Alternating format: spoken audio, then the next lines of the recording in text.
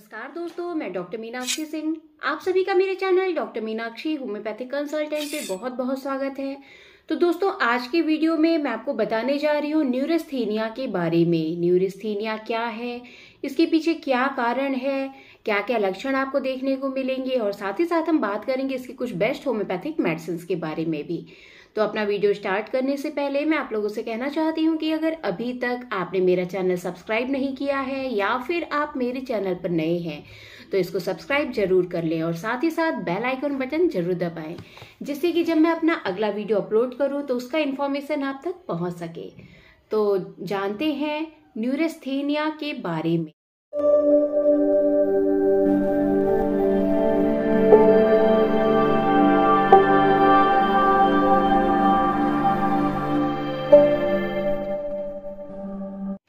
तो सबसे पहले हम जानेंगे कि न्यूरेस्थीनिया है क्या। न्यूरेस्थीनिया एक मेडिकल टर्म है जिसका मतलब है loss of power in nerve, यानी आपकी जो शरीर की नसें हैं उनमें बिल्कुल भी ताकत ना रहना, एकदम कमजोर हो जाना। आपके शरीर में ऐसा लगेगा कि बिल्कुल जान ही नहीं बची है। तो जानेंगे इसके पीछे क्या कारण है। तो अगर कारण की बात करते हैं तो इसका कोई वेल नोन कॉज नहीं पता है कि इसके पीछे क्या कारण है। लक्षण में इसका जो मेन लक्षण है कि आपको ऐसा लगेगा कि आपके शरीर में बिल्कुल जान नहीं बची है, एकदम थका थका हुआ शरीर लगेगा, हमेशा एक आलस सा बना रहेगा, किसी भी काम में मन नहीं लगता है।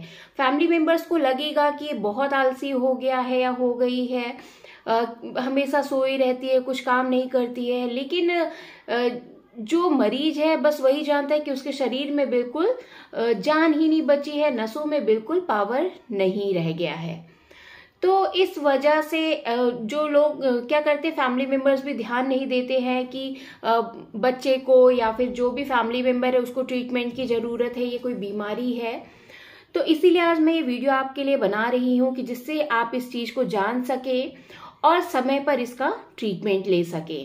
तो जैसा कि मैंने इसका मेन लक्षण आपको बताया, अब बात करते हैं इसके नेक्स्ट सिम्टम की। शरीर में एनर्जी बिल्कुल कम हो जाती है, ना मात्र की रहती है और साथ ही साथ में कंसंट्रेशन की कमी हो जाती है। किसी भी चीज को करने के लिए जैसे माइंड को कंसंट्रेट करना पड़ता है, कोई भी ऑफिशियल वर्क है, कोई फाइल वर्क है, तो इसमें क्या है, मरीज खुद को कंसंट्रेट नहीं कर पाता है और कंसंट्रेट नहीं कर पाएगा, इस वजह से उसका काम में मन नहीं लगेगा, अपने काम को वो पूरा नहीं कर पाएगा। तो इससे क्या होगा, उसके मेंटल लेवल पे भी असर करता है कि वो अपने किसी भी काम को ढंग से नहीं कर पा रहा है। इससे उसके जॉब पे भी असर पड़ता है, फैमिली लाइफ पे भी असर पड़ता है। तो इसका जो नेक्स्ट लक्षण है वो है कि जो मरीज है वो खुश नहीं रहता है। आप देखेंगे कई लोगों की सैड सैड से रहते हैं, कुछ भी काम में मन नहीं लगता है, हमेशा दुखी से लगते हैं देखने में भी और व्यवहार से भी।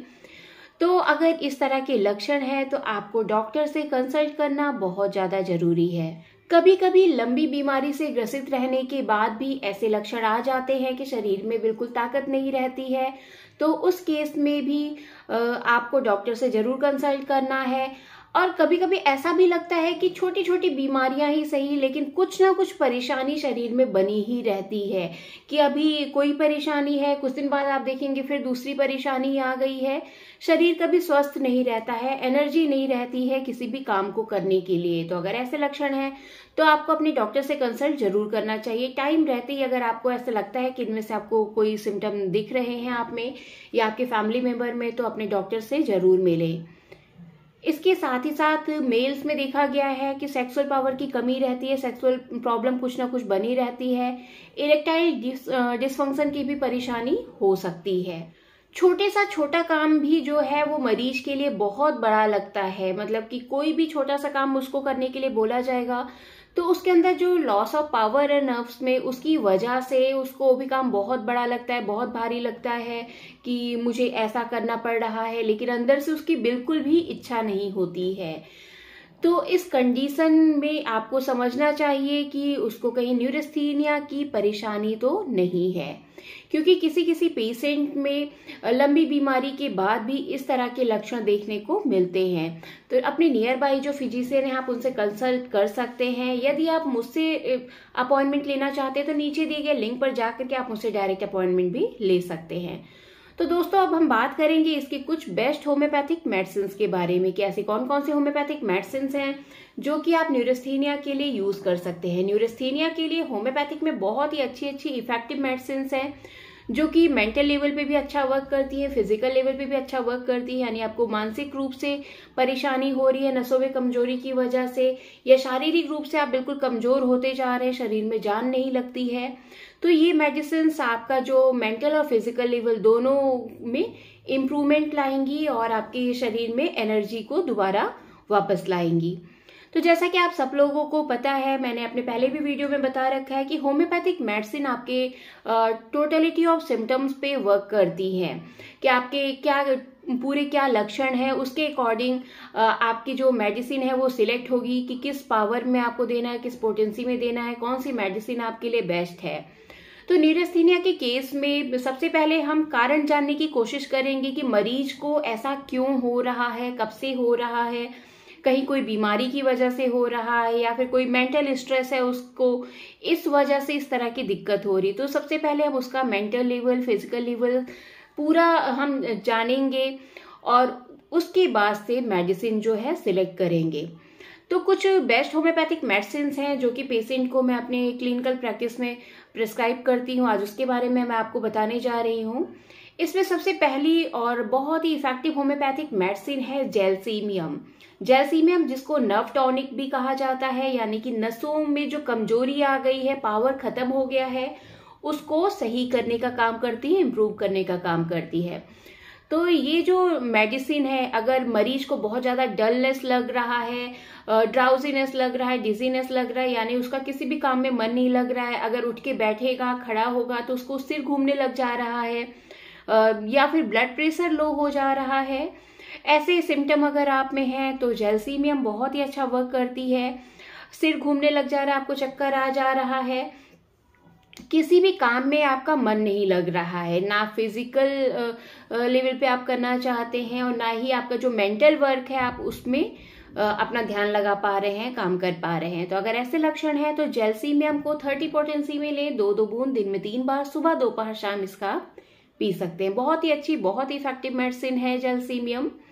इसके बाद नेक्स्ट मेडिसिन की बात करते हैं जो कि है कैलीफॉस। कैलीफॉस भी बहुत ही इफेक्टिव नर्व रेमेडी है।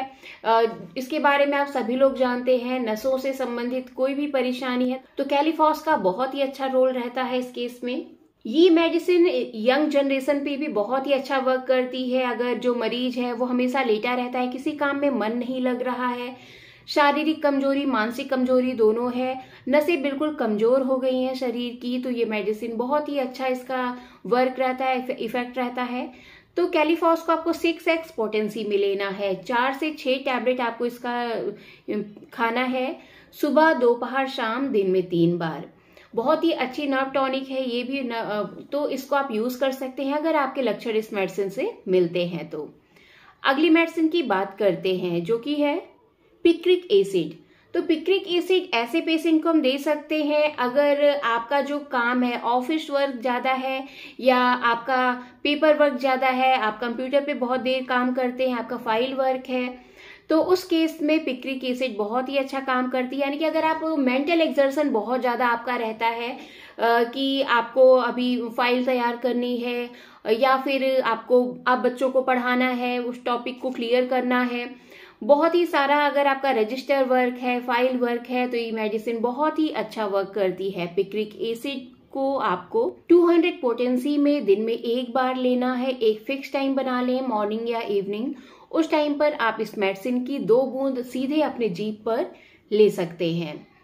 इसके बाद आपको मैं एक मदर टिंचर का कॉम्बिनेशन बताने जा रही हूँ। वो जो मदर टिंचर का कॉम्बिनेशन है सभी पेशेंट यूज कर सकते हैं, चाहे उनमें कोई भी लक्षण है। अगर इस तरह की परेशानी लग रही है कि न्यूरोस्थीनिया की दिक्कत है, उनके शरीर में जान नहीं है, ताकत नहीं है, तो सभी मरीज इस मेडिसिन को यूज कर सकते हैं। इसमें सबसे पहले होम्योपैथिक मदर टिंचर का नाम है एविना सैटाइवा। एविना सैटाइवा जैसा कि आप सभी लोग जानते हैं, मैंने आपको पहले भी बता रखा है कि ये मेंटल लेवल पे और फिजिकल लेवल पे बहुत ही अच्छा वर्क करती है। चाहे किसी भी तरह की परेशानी हो, चाहे सेक्सुअल पावर की कमी हो रही है, शरीर में ताकत नहीं बची है, बहुत कमजोरी आ गई है, तो उस केस में भी मेडिसिन बहुत ही अच्छा वर्क करती है। मदर टिंचर फॉर्म में इसको लेना है। नेक्स्ट मेडिसिन की बात करते हैं जो कि है जिनसेंग। जिनसेंग को भी मदर टिंचर फॉर्म में ही लेना है आपको। ये भी आपके जो शारीरिक मानसिक जो कमजोरी है उसको दूर करने के लिए बहुत ही अच्छा वर्क करती है। फोर्थ मेडिसिन है अश्वगंधा। इसको भी मदर टिंचर फॉर्म में लेना है। अश्वगंधा भी बहुत ही इफेक्टिव, बहुत ही अच्छी मेडिसिन है। अगर आपको मेंटल और फिजिकल एक्सर्शन रहता है, कमजोरी रहती है, तो इस मेडिसिन को भी आप ले सकते हैं। इसको भी मदर टिंचर फॉर्म में ले। इन तीनों मेडिसिन की आपको 30 ml की शीशी लेनी है और उसको 100 ml की खाली शीशी में इक्वल अमाउंट में फिल कर देना है। फिल करने के बाद उसको अच्छे से शेक करना है, फिर इस मेडिसिन को आपको यूज करना है। इन मेडिसिन की आपको 20-20 बूंद आधे कप पानी में डाल करके, पानी गुनगुना यूज करना है, उसमें डाल करके आपको दिन में 3 बार सुबह, दोपहर, शाम पीना है। बहुत ही इफेक्टिव मेडिसिन है। आपको कुछ भी लक्षण है तो इस मदर टिंचर के कॉम्बिनेशन को आप यूज कर सकते हैं। आप साथ में आपके जो लक्षण से संबंधित जो मेडिसिन है, जो आपके लिए सुटेबल है, सिम्टम्स जिससे मिल रहे हैं, वो मेडिसिन यूज कर सकते हैं। तो फ्रेंड्स, यदि मेरे द्वारा बताई गई कोई भी होम्योपैथिक मेडिसिन आपको मार्केट में अवेलेबल नहीं हो पा रही है तो नीचे दिए गए व्हाट्सएप नंबर पर जा करके आप मुझे मैसेज कर सकते हैं। मेडिसिन आपको इजीली अवेलेबल करा दी जाएगी। और साथ ही साथ अगर किसी डिजीज के रिगार्डिंग मुझसे अपॉइंटमेंट लेना चाहते हैं तो नीचे दिए गए लिंक पर जा करके आप मुझसे डायरेक्ट अपॉइंटमेंट भी ले सकते हैं। तो दोस्तों, आशा करती हूँ कि वीडियो आपके लिए इन्फॉर्मेटिव रहा होगा। यदि इन्फॉर्मेटिव रहा है तो इसको लाइक जरूर करें। साथ ही साथ अपने फ्रेंड्स के साथ, फैमिली मेंबर के साथ शेयर करना बिल्कुल भी ना भूलें। तो यदि आप मेरे चैनल पर नए हैं और अभी तक आपने मेरा चैनल सब्सक्राइब नहीं किया है तो इसको सब्सक्राइब जरूर कर लें। तो मिलते हैं फिर नेक्स्ट वीडियो में कुछ इसी तरह के इन्फॉर्मेटिव डिजीजेज और उनके होम्योपैथिक ट्रीटमेंट के बारे में जानने के लिए। तब तक के लिए थैंक यू, बाय बाय।